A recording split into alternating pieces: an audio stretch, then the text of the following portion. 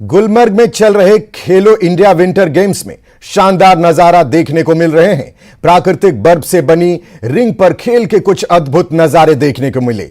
बर्फ पर खिलाड़ियों द्वारा हैरत अंगेज खेल दिखाए जा रहे हैं। पेश है गुलमर्ग से हमारे संवाददाता मुनीर हुसैन की रिपोर्ट।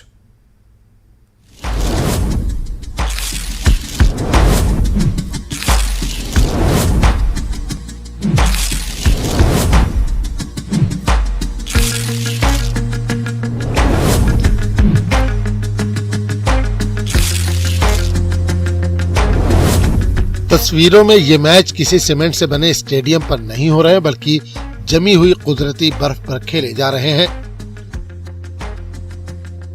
सियाहती मुकाम गुलमर्ग में चल रहे खेलो इंडिया गेम्स के तहत जारी मुकाबलों की तस्वीर है। बर्फ पर खिलाड़ियों की तरफ से हैरानकुन खेल का मुजाहरा किया जा रहा है।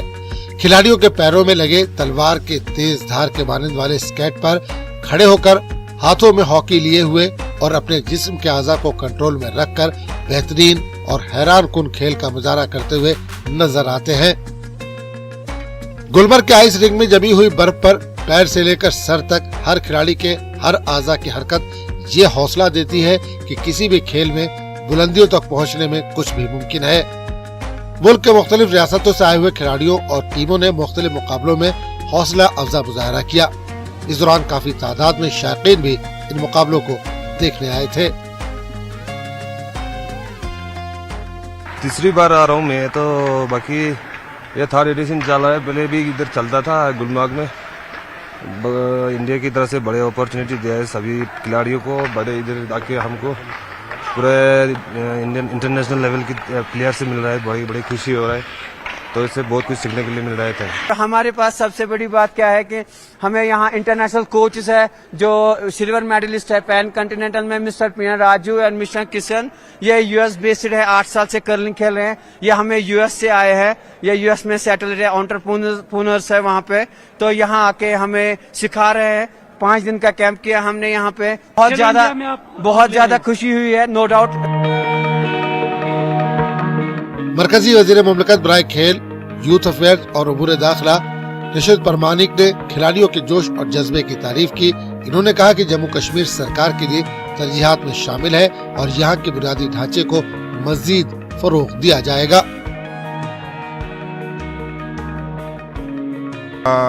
भारत सरकार की खेल मंत्रालय जम्मू कश्मीर के खेल क्षेत्र की जो है डेवलपमेंट के लिए बहुत ही प्रायोरिटी बेस में काम कर रहे हैं और जम्मू कश्मीर को सबसे जो है प्रायोरिटी में रखकर हम लोग काम कर रहे हैं, क्योंकि यहाँ का जो यूथ है उसमें बहुत ही खेल कूद में इन लोगों का बहुत ही इंटरेस्ट है और लोगों का भी यहाँ पर बहुत जो है स्पोर्ट्स में बहुत ही इंटरेस्ट है। तो इसलिए हम लोग करने का प्रयास कर रहे हैं और साल भर में जो है बहुत सारा प्रतिस्पर्धा है, बहुत सारा कंपटीशन हर एक जगह में हो रहा है। मैं पुलवामा में वहां पर गया, वहां पर भी मैच हो रहे थे। उस समय मैं गया, क्रिकेट का मैच हो रहे थे, तो उसमें भी मैं जाके देखा कि लगभग जो है कि 10,000 के करीब जो लोग वहां पर सिर्फ मैच देखने के लिए आए हैं। तो इससे पता चलता है कि यूटीज का लोग, कश्मीर का लोगों को खेल के प्रति कितना आग्रह होता है। अब देखना है कि गुलमर्ग में मुनक्किदा खेलो इंडिया में कौन सी रियासत जीत की बाजी मारेगी और गुलमर्ग में अपनी जीत का जश्न और झंडा लहराएगी। ये देखने वाली बात होगी और आने वाला वक्त ही बताएगा, क्योंकि अब यहाँ पे ये जो टूर्नामेंट जो है हॉकी का ये चल रहा है और इसमें बड़े जोश और खरोश के साथ मुल्क के मुख्तलिफ रियासतों के टीमें जो हैं वो यहाँ आइस रिंक पे मौजूद हैं, उनके मुकाबले हो रहे हैं। और इस तरह अब देखना है कि इन मुकाबलों में किस तरह से ये खिलाड़ी अपनी जीत का मुजाहरा करेंगे और अपनी जीत के दावादार बने। फेरुजमानी के साथ मुनीर हुसैन, न्यूज़ 18 गुलमर्ग।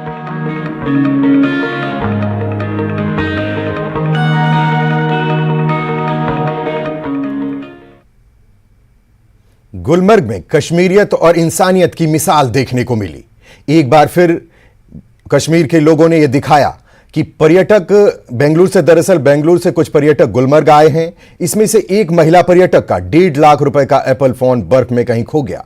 महिला पर्यटक निराश होकर होटल पहुंची और इसकी जानकारी होटल मैनेजर को दी। होटल मैनेजर ने तुरंत 2 युवकों को मोबाइल फोन तलाशने के लिए भेजा और आखिरकार एक कार चालक ने महिला पर्यटक का फोन वापस कर दिया, जिस पर इन पर्यटकों ने हाथों में तख्तियों के साथ कश्मीरियत और इंसानियत की तारीफ की। न्यूज़ 18 में आपका खैर मकदम है। मैं हूं मुनीर हुसैन हुर्रा। कश्मीर से मुतल्लिक आपने हर बार कुछ ऐसी खबरें मौसूल हुई है और सुनी है कि कश्मीर में इंसानियत और कश्मीरियत की मिसालें देखने को मिली है, और तारीख के पन्नों में भी आपने सुना होगा कि कश्मीर में कश्मीरियत जो है उसकी मिसालें हर बार दी जाती हैं। और आज मेरे पीछे आप देख सकते हैं कि ये बेंगलोर से ये फैमिली है, ये गुलमर्ग में है, इस वक्त रॉयल कैसल में है, और इनके हाथों में welcome to Kashmir, Kashmir the home of hospitality और थैंक यू कश्मीर लिखा हुआ है। और इन्हीं की जबानी से हम सुनेंगे कि क्यों उन्होंने हाथ में ये पेपर उठाए हैं और यहां आज ये इस होटल में जमा हुए हैं। बताइए क्यों आज इस तरह जमा हुए हैं, क्यों हाथ में ये उठाए हैं ये पेपर्स, उस पे वेलकम टू कश्मीर और ये चीजें सारी लिखा हुआ है। बताइए, अपनी जबानी बताइए। एक्चुअली मेरा मोबाइल गुम गया था, इसकी वजह से मैं बहुत ज़्यादा टेंशन में थी। लेकिन जो रॉयल कैस्टल में जहाँ पे हम स्टे किए हैं, वहाँ के मैनेजर, वहाँ के स्टाफ इतना कोऑपरेट किया कि मेरे हस्बैंड जब इतने टेंशन में थे, ढूंढ रहे थे, तब उन्होंने उनके 2 बंदों को साथ में भेज के ढूंढने के लिए सपोर्ट किया। उनके वजह से ही आज मोबाइल मेरे साथ है, क्योंकि यही मोबाइल था। यही जी यही मोबाइल है, क्योंकि कश्मीर में किसी भी बात की डर नहीं है और हर एक बंदा इतना कोऑपरेटिव है, किसी भी चीज की डरने की बात नहीं है। हर जगह पे वो इतना कोऑपरेट करते हैं। जहाँ पे हम गुलमर्ग में जब गेम्स खेल रहे थे और हम जब केबल कार में गए थे, हर जगह पे हमको इतना कोऑपरेट किया कि मुझे आप ये बताइए, जब आपका ये मोबाइल कहाँ पे गुम हुआ है और फिर किन लोगों ने आपको ये वहां से इन्हें उठा के वापस किया है? हम चिल्ड्रंस पार्क गए हुए थे, वहाँ पे हमारा बहुत अच्छा से रील वगैरह शूट हुआ था। उसके बाद जब से मैं गाड़ी में बैठी तब मैंने सीट पे रखा था। वहाँ पे वो जब हम महाराजा पैलेस गए थे, वहाँ पे मेरा मोबाइल शायद सीट के पीछे गिर गया था, लेकिन मुझे ध्यान नहीं था उस वक्त। जब हम होटल वापस आए तब मुझे ध्यान गया कि मेरा मोबाइल नहीं मिल रहा है। बहुत टेंशन हुआ, बहुत जगह पे हम ढूंढना शुरू किया, लेकिन मैनेजर, हर लोग बोल रहे थे कि किसी बात की टेंशन लेने की जरूरत नहीं, आपका मोबाइल आपको मिल जाएगा।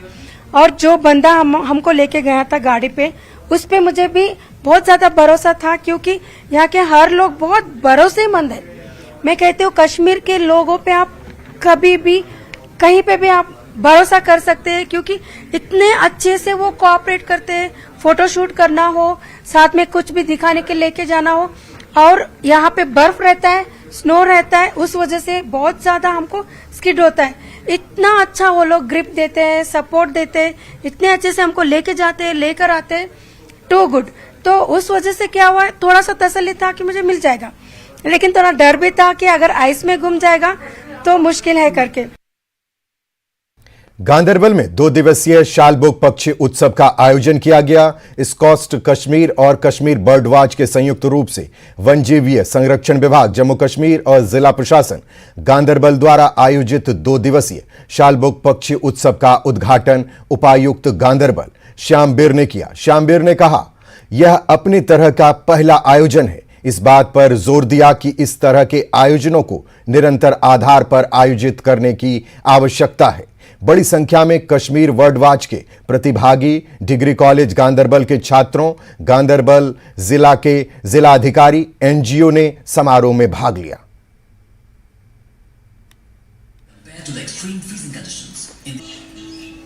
शालबुग में अभी हमारे पास लगभग 1.5 लाख के आसपास मेहमान हैं, जिनको कि कल आज का हमारा इनॉग्रल फंक्शन था यहाँ पर डिस्ट्रिक्ट मिनी सेक्रेटरीट कॉम्प्लेक्स में, और कल वहाँ पर हमारे शालबुग में ऑन फील्ड वहाँ पर बर्ड वॉचिंग होगी, लोकल्स के साथ में बात होगी, वहाँ पर लोगों के लिए व्यवस्थाएं करी जाएंगी, और ये सारी चीज़ें कल वहाँ पर हम लोग फील्ड पर देखेंगे। और इसके लिए मैं बहुत बहुत धन्यवाद देना चाहूँगा हमारी वाइल्ड लाइफ की टीम को कि उन्होंने इस शालबुग को जो है इस बार पहली बार 3 साल के बाद वहाँ पर पानी भरा गया, और इसमें हमारे 1.5 लाख मेहमान आज की डेट में हमारे यहाँ पर हैं। अगली बार से हम लोग कोशिश रहेगी कि अगले सालों से, आने वाले सालों में ये अच्छे से फेस्टिवल और अच्छे से मनाएं। सेना मेंढेर में सशस्त्र बलों में अग्निवीरों के रूप में शामिल होने के लिए युवाओं के लिए ट्रेनिंग प्रोग्राम का आयोजन कर रही है। इनमें से 4 युवा ट्रेनीज का अग्निवीर योजना के तहत चयन हुआ है। भारतीय सेना के जवानों ने इनकी प्रशंसा की और उनसे सशस्त्र बलों और देश की सेवा के लिए पूरी प्रतिबद्धता और समर्पण के साथ काम करने का आग्रह किया।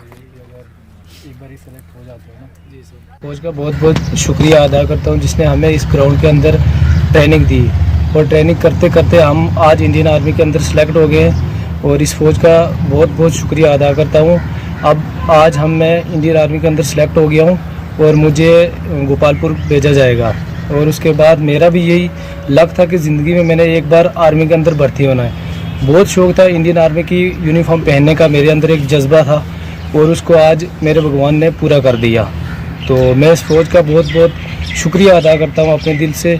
और उसके बाद जब मैं किसी इस पे लक्ष्य पे पहुँचूँगा तो मैं भी ऐसे ट्रेनिंग दूंगा और ऐसे मैं सब अपने भाइयों से रिक्वेस्ट करता हूँ वो इधर आएँ और अपनी ट्रेनिंग जारी रखें और अपने देश की सेवा करें। ये पहाड़ी इलाके में रहने वाले हैं। सबसे पहले शुक्रिया करता हूँ मैं आर्मी का, जिन्होंने हमें इस मुकाम तक पहुँचाया और 1-2 में हमें यहाँ प्रैक्टिस की, फिर उन्होंने हमको पेपर के लिए भी तैयार किया और हम आज आर्मी ज्वाइन कर चुके हैं। आज मैंने आर्मी ज्वाइन कर दी है और मैं यहाँ आता था ट्रेनिंग के लिए और इन्होंने मुझे 2 महीने ट्रेनिंग दी है और आज मैंने आर्मी ज्वाइन कर दी है। तो मेरा सेंटर पड़ा है श्रीनगर जैकलाई में। तो मैं इस आर्मी का बहुत बहुत शुक्रिया करता हूँ जिन्होंने मुझे इस मकाम पर लाया है। Thank you. मेरा नाम शरूफ अलिया और मैं अब अग्निवीर में सेलेक्ट हो चुका और मैं जो दिग्गज वालों ने इनका बहुत बहुत शुक्रिया अदा करना चाहता हूँ जिन्होंने हमें रनिंग की प्रैक्टिस दी और आर्मी के बारे में बताया। और मैं यही कहता हूँ कि आप अपनी मेहनत करो ताकि आप भी, उन्होंने हमें रनिंग का बताया, बीम वगैरह करवाया और बहुत कुछ बताया मेडिकल के बारे में क्या होता है क्या नहीं, वो सब बताया। जिनकी वजह से हम आज अग्निवीर में सेलेक्ट हुए और मैं यही कहता हूँ कि आर्मी का बहुत बहुत शुक्रिया जिन्होंने हमें आज अपनी मंजिल पर पहुँचाया। यहां रुकेंगे छोटे से ब्रेक के लिए, जल्द हाजिर होते हैं।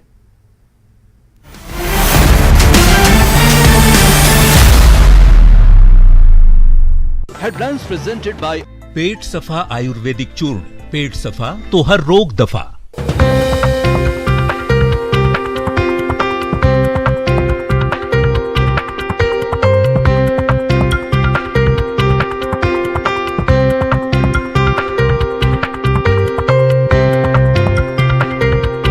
Headlines presented by Pet Saffa आयुर्वेदिक चूर्ण।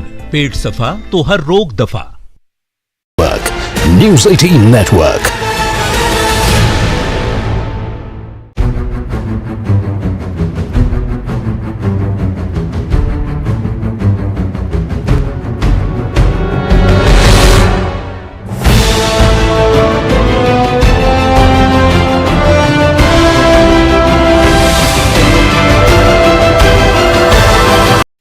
Headlines presented by Pet Saffa आयुर्वेदिक चूर्ण। पेट सफा तो हर रोग दफा।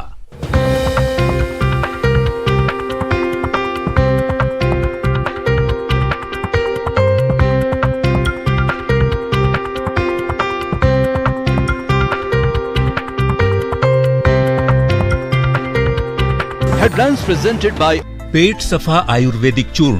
पेट सफा तो हर रोग दफा।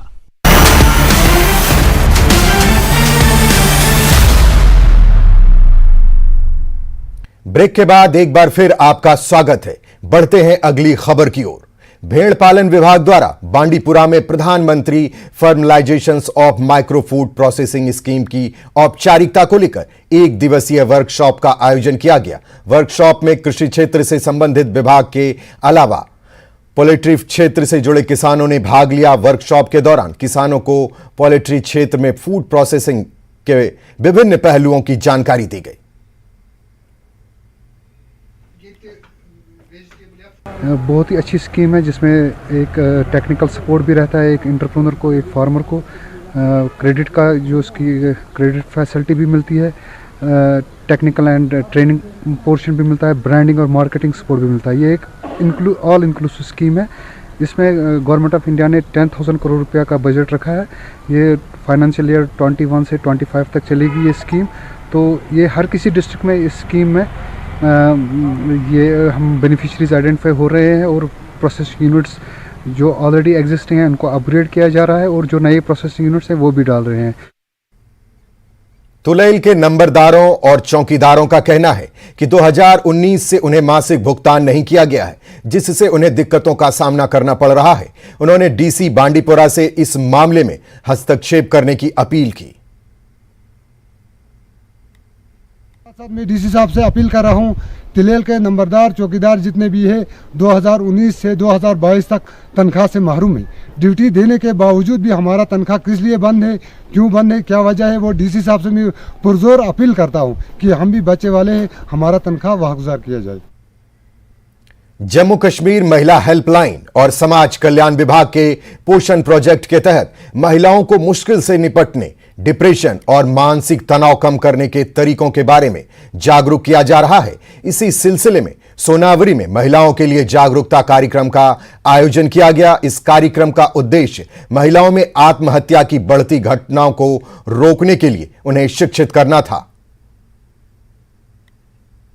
कश्मीर के बांडीपुरा में जो जागरूकता जारी है, जो अवेयरनेस और जो काउंसलिंग जारी है, आज हम यहाँ पोषण प्रोजेक्ट संबल के शिलवत एरिया में थे और यहाँ पोषण प्रोजेक्ट के सभी वर्करों ने और सुपरवाइज़र मैडम और डीपीओ साहब के और डिस्ट्रिक्ट एडमिनिस्ट्रेशन की वसादत से हमने यही आवाज़ दे दी कि suicide is not a solution, सहना नहीं है, बोलना सीखो, break your silence, raise your voice. और हमने आईसी भी यहाँ पे आज डिस्ट्रीब्यूट किया और ये जो सिलसिला ये जारी वो सारी रहेगा। बांडीपुरा में तुलैल के हुस्न गांव नामक क्षेत्र में बर्फबारी के कारण एक रिहायशी मकान क्षतिग्रस्त हो गया। बताया जा रहा है कि इलाके में हाल के दिनों में हुई भारी बर्फबारी के कारण सादिक लोन नामक व्यक्ति के मकान की छत गिर गई। इस घटना में किसी के हताहत होने की सूचना नहीं है। देख सकते हैं इसके बर्फबारी हुई जिसकी वजह से मैं यहाँ नहीं निकल सका, क्योंकि यहाँ ऊपर से भी अवलांच का खतरा था, इसीलिए मैं नहीं निकल पाया। आज सुबह में निकल गया तो बर्फ़ हटाने के लिए, यहाँ देखो क्या हालत हो गई है, पूरा डैमेज हो गया है। मेरा राशन परिवार सब नीचे है, तो मैं इसीलिए डर के मारे यहाँ सुबह सवेरे निकल गया। मौसम साफ था तो देखा तो पूरा डैमेज हो गया है। अभी तक फ़िलहाल पता नहीं है ऊपर नीचे छत के नीचे क्या क्या नुकसान हो गया है, वो अभी कंफर्म पूरा नहीं है। तो फिलहाल मैंने यहाँ ऊपर से ही देखा तो ये हुआ है, पूरा छत डैमेज है। बर्फ नीचे ही उतरा होगा बर्फ? हाँ, नीचे भी उतर गया है, छत के नीचे ऊपर राशन वगैरह थी मेरी, नीचे भी उतर गई है बर्फ। ऊपर से टीन जो है वो डैमेज हो गई, नीचे उतर गई है बर्फ। विंटर वेकेशन के दौरान लद्दाख कल्चर अकादमी लेह विशेष बच्चों की वर्कशॉप का आयोजन करती है। इस सर्दी के चौथी और अंतिम वर्कशॉप कल शुरू हुई, जिसमें तीसरी से 5वीं कक्षा के 40 बच्चों ने भाग लिया। वर्कशॉप के दौरान उन्हें सिंगिंग, डांसिंग, कहानी सुनाना और मेडिटेशन करना सिखाया जाएगा। सेतन अंगचोक और कलाकार देचब यांगडोल वर्कशॉप का संचालन करेंगे।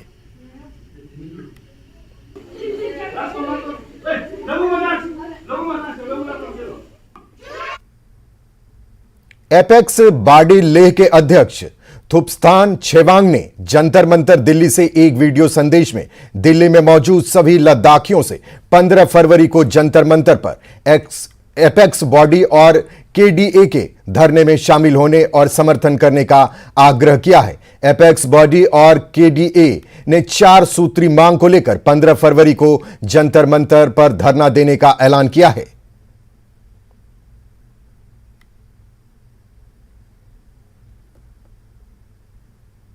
सीमेंट प्लांट विवाद पर सीएम सुक्खू का बड़ा बयान सामने आया है। सीएम ने कहा कि जल्द सीमेंट प्लांट का विवाद सुलझ सकता है। आपको बता दें कि ट्रक ऑपरेटर से माल भाड़े को लेकर विवाद के चलते 15 दिसंबर से ही बिलासपुर के बारमाना में एसीसी सीमेंट प्लांट और सोलन के दाड़ला घाट में अंबुजा सीमेंट प्लांट बंद हैं, जिसे करीब 15,000 लोगों की रोजी प्रभावित हुई है। सरकार की तरफ से कंपनी और ट्रक ऑपरेटर्स के बीच कई राउंड की बातचीत बेनतीजा हो चुकी है। सीएम ने कहा HPSSC पेपर लीक केस की जांच रिपोर्ट 1-2 दिन में आ जाएगी, जिसमें बड़ा खुलासा हो सकता है। आपको बता दें कि सीएम करीब 5 दिन बाद दिल्ली से गोवा से लौटे हैं। मुलाकात करूंगा और मैं चाहूंगा कि आज कल में ये विवाद सुलझा लिया जाए। और मुझे आशा ही नहीं, मुझे अपने उद्योग मंत्री पर भी पूरा विश्वास है कि वो आज मीटिंग करेंगे और मैं भी उनसे मीटिंग करूंगा और कल में ये विवाद सुलझा लेंगे। जिनके पेपर रिजल्ट नहीं निकले हैं उनके पेपर भी लीक हुए हैं। अब बेचारे कई बच्चे तो ये सोच रहे होंगे कि हम सिलेक्ट हो रहे हैं, लेकिन सिलेक्ट कोई और हो गया। तो उस स्थिति को हम दृष्टिकोण को सबको देख रहे हैं और जो आने वाले जो भी परिस्थितियां होगी उसके आधार पर हम फैसला करेंगे। सड़क परिवहन मंत्री नितिन गडकरी जी से बात की है, मैंने टूरिज्म मिनिस्टर से मुलाकात की, शिक्षा मंत्री धर्मेंद्र प्रधान जी से मुलाकात की, और हमारे जो एनिमल हस्बेंड्री है उन योजनाओं के बारे से संबंध में जो पुरुषोत्तम रूपाला जी उनसे बात की। सभी मंत्रियों से मिला मैं और उन्होंने कहा कि आप योजना लाएं, तो हम उस योजनाओं को लाने की अब कोशिश करेंगे। आर.के. सिंह पावर मिनिस्टर, उनसे बात की। हमने कहा कि हमारा विजन है कि हिमाचल प्रदेश को ग्रीन राज्य बनाया जाए 2025 तक। शिक्षा विभाग में भर्तियों को लेकर शिक्षा मंत्री रोहित ठाकुर का बड़ा बयान सामने आया है। रोहित ठाकुर ने कहा कि 16 फरवरी को होने वाली कैबिनेट की बैठक में शिक्षा विभाग में भर्तियों के प्रस्ताव पर मुहर लग सकती है। शिक्षा विभाग में करीब 12,000 पद खाली पड़े हैं। शिक्षा मंत्री ने कहा कि इस पर चर्चा चल रही है, कैबिनेट की बैठक में भी इस पर प्रस्ताव पेश होगा। वहीं शिक्षा मंत्री ये भी कहा कि जिन संस्थानों को डिनोटिफाई किया गया है उन पर भी गुण दोष के आधार पर फैसला होगा। 2-3 महत्वपूर्ण बातें शिक्षा विभाग से संबंधित है, इस पर हम निश्चित रूप से कैबिनेट में चर्चा करेंगे। इसके बारे में विस्तार से रिपोर्ट मांगी गई है और जहां तक मुझे बताया गया है लगभग वो रिपोर्ट तैयार भी है और हमारा प्रयास रहेगा कि गुण दोष के आधार पर जहाँ स्कूलों की आवश्यकता है वहाँ स्कूल खोलने चाहिए। लेकिन मेरा व्यक्तिगत मानना ये कि आज के समय में विशेषकर अगर शिक्षा विभाग की बात करें, आज हमें जो ऑलरेडी आपके खुले हुए शिक्षण संस्थान हैं उनको सुदृढ़, उनको स्ट्रेंथन करने की आवश्यकता है और जो हमारा मैं समझता हूँ जो आपके एजुकेशन सिस्टम में प्रदेश में उसको और बेहतर हो सके, जो आपके पद रिक्त पड़े हैं वो भरे जाए, ये सरकार की पहली प्राथमिकता। और गुण दोष के आधार पर जहाँ जस्टिफिकेशन बनेगी तो वो स्कूल खुले, उसमें हमारी कोई आपत्ति नहीं। स्वास्थ्य और श्रम एवं रोजगार मंत्री धनीराम शांडिल्य ने दिल्ली में केंद्रीय श्रम रोजगार मंत्री भूपेंद्र यादव से मुलाकात की। मुलाकात में हिमाचल में रोजगार की संभावनाओं पर चर्चा हुई। शांडिल्य ने कहा कि राज्य धार्मिक और सांस्कृतिक पर्यटन क्षेत्र का विकास कर बेरोजगारी की समस्या दूर कर सकती है, जिसे लेकर हुई बातचीत में केंद्रीय मंत्री ने हर संभव मदद का आश्वासन दिया। हमारे साथ बातचीत करने के लिए धनीराम शांडिल्य मौजूद हैं, जो कि स्वास्थ्य मंत्री है हिमाचल के, श्रम एवं रोजगार मंत्री भी हैं। राजधानी दिल्ली में वो केंद्र मंत्री भूपेंद्र यादव से मुलाकात करने पहुंचे थे। हिमाचल के संदर्भ में क्या बातचीत हुई है सर? हिमाचल में युवा किस तरीके से रोजगार प्राप्त कर सकता है, किस तरीके से हिमाचल को केंद्र का सहयोग मिलेगा, क्या बातचीत हुई? बड़े अच्छे वातावरण में बात हुई श्री भूपेंद्र सिंह यादव जी के साथ और उन्होंने बड़े मैं समझता हूँ ध्यान से बहुत सारी बातें सुनी और मुझे आश्वस्त किया कि जो हमारी श्रम और रोजगार की या जो युवाओं की खासकर जो बेरोजगारी का प्रश्न है उसे हम किस प्रकार से एड्रेस कर सकते हैं। हम कम से कम 680 करोड़ का धन ऐसा रखेंगे जिसमें अपने युवाओं को उनकी क्षमता के अनुसार, वहाँ की आवश्यकता के अनुसार, जितनी उसकी शैक्षणिक योग्यता है उसके अनुसार उनको बिना ब्याज का ऋण दें, ताकि वो छोटे छोटे अपने कारोबार आरंभ कर सकें। जैसे एक गेस्ट हाउस ही आप समझते हैं। और इन जो ये सुंदरता था उसको दिखाने के लिए उनको छोटे छोटे ट्रेनिंग इंस्टीट्यूट भी बना दिए जाएं, जिससे उनको हर प्रकार के क्षेत्र में अच्छी ट्रेनिंग दी जाए। इस तरीके से हिमाचल में सीमेंट फैक्ट्री अब बंद हो गई, उसके अलावा जो ट्रांसपोर्टर के साथ समन्वय नहीं बन रहा है, जो लोग वहाँ पे रोजगार करते थे उनका रोजगार बंद है। कैसे सरकार इसका हल निकालेगी? ट्रांसपोर्टर को भी मनाना, उनको खुश रखना ज़रूरी है और वहीं इनका रोजगार इनसे ना छिने, इनका वेतन भी इनको मिलते रहे, इसके लिए आप क्या कर रहे हैं? अभी हाल ही में इससे बहुत से गठन किए गए हैं और बहुत लोगों ने इसमें साथ दिया है। मैं जानता हूं कि उनका खासकर ट्रक ऑपरेटर्स की ये बहुत बड़ी समस्या है, परंतु इसके ऊपर पूरा ध्यान दिया है। सरकार ने इनमें जितनी भी ये समस्याएं थी उनका हल निकालने का पूरा तरीका निकाल दिया है और शीघ्र ही आप देखेंगे कि समस्या का निपटारा भी हो रहा है और इनको अपने अपने काम करने में भी सुविधा मिल जाएगी। केंद्र सहयोग कर रहा है, मगर क्या लगता है आपको 75,000 करोड़ का जो कर्जा है हिमाचल पर, वो कर्जा आप मुक्त हो पाएंगे? इस सरकार के लिए एक चुनौती है।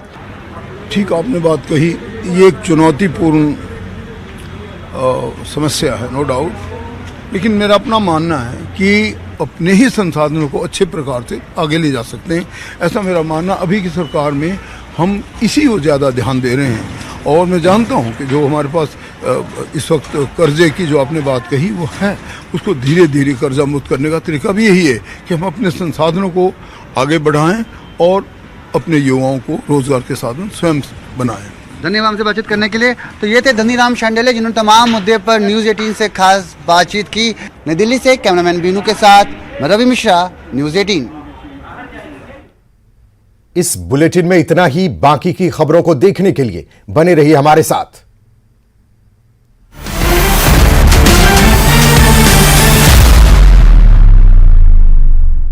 100+ reporter